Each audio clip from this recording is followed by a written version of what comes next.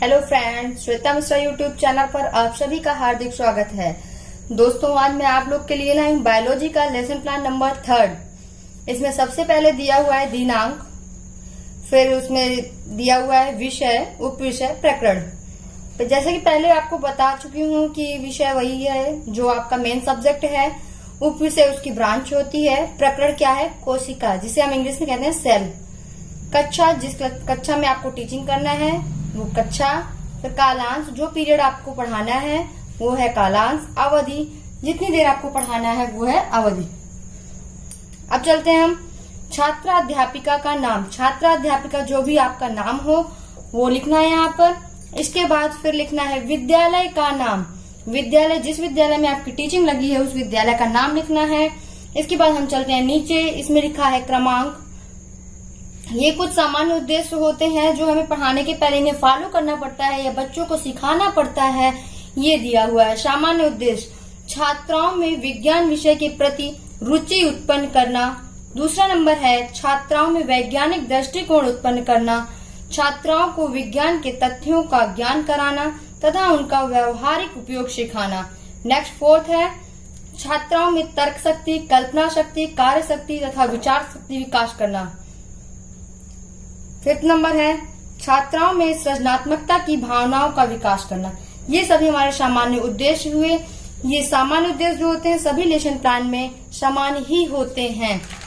इसके बाद हम चलते हैं नेक्स्ट, विशिष्ट उद्देश्य। विशिष्ट उद्देश्य है दिया हुआ है यहाँ पर। विशिष्ट उद्देश्य क्या है? विशिष्ट उद्देश्य वह है जिस टारगेट से हम उसको पढ़ाने जाते हैं, हमें क्या पढ़ाना है, इसे हम विशिष्ट उद्देश्य कहते हैं।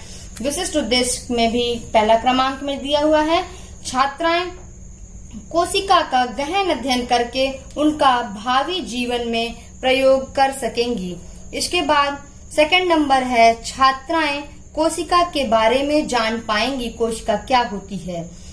इसके बाद शिक्षण सहायक सामग्री। शिक्षण सहायक सामग्री वह सामग्री होती है जिसकी सहायता से हम पढ़ा पाते हैं।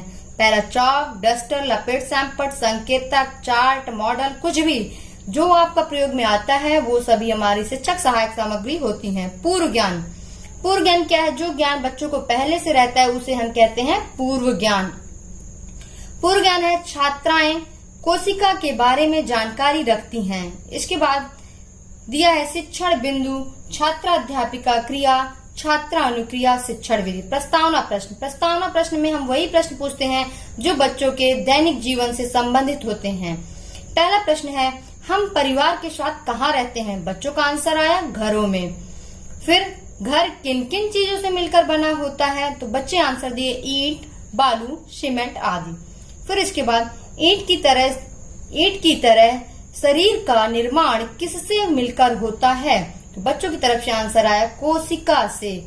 नेक्स्ट, इसके बाद हमने बच्चों से पूछा बच्चों ये बताओ कोशिका की संरचना कैसी होती है? तो बच्चों ने को कुछ नहीं बताया, एकदम मौन धारण कर लिया। अर्थात ये हो गया समस्यात्मक प्रश्न। जो समस्यात्मक प्रश्न होता है वही प्रकरण में डालते हैं और समस्यात्मक प्रश्न निकल आने के बाद ही हम उसको प्रकरण में लिखते हैं। इसके बाद नेक्स्ट, उद्देश्य कथन। हमारा उद्देश्य क्या है? छात्राओं, आज हम कोशिका के विषय में अध्ययन करेंगे। नेक्स्ट, प्रस्तुतिकरण। हमें क्या प्रस्तुत करना है? व्याख्या। कोशिका जीवन की रचनात्मक, कार्यात्मक और मूलभूत इकाई है।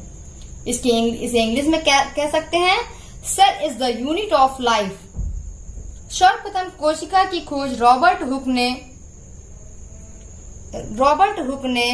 कॉर्क में की, जो कि एक मृत कोशिका थी। लिवेनहॉक ने लिविंग सेल में खोज की थी इसकी। कोशिका विज्ञान का जनक रॉबर्ट हुक को कहा जाता है। कोशिका में स्वजनन पाया जाता है। नर्व सेल मनुष्य की सबसे बड़ी कोशिका है। जैविक माइकोप्लाज्मा सबसे छोटी कोशिका है। सबसे भारी और बड़ी कोशिका शुतुरमुर्ग चिड़िया का अंडा है। इसके बाद हम इधर चलते हैं शिक्षण बिंदु। शिक्षण बिंदु क्या है हमारे? ये दिया हुआ है शिक्षण बिंदु, छात्रा अध्यापिका क्रिया, छात्रा अनुक्रिया, शिक्षण विधि। उसी को हम आगे लेके चलते हैं। कोशिका दो प्रकार की होती है, प्रोकैरियोटिक कोशिका और यूकैरियोटिक कोशिका। प्रोकैरियोटिक कोशिका क्या है? ये कोशिका पौधों में पाई जाती है। इसमें 70S राइबोसोम पाया जाता है, केंद्रक विकसित होता है, गुणसूत्र में हिस्टोन प्रोटीन का अभाव होता है, जैसे जीवाणु कोशिका, ब्लू ग्रीन एल्गी अर्थात नील हरित शैवाल। यूकैरियोटिक कोशिका, इस कोशिका में कोशिका भित्ति सेलुलोज की बनी होती है, पेप्टोज की बनी होती है।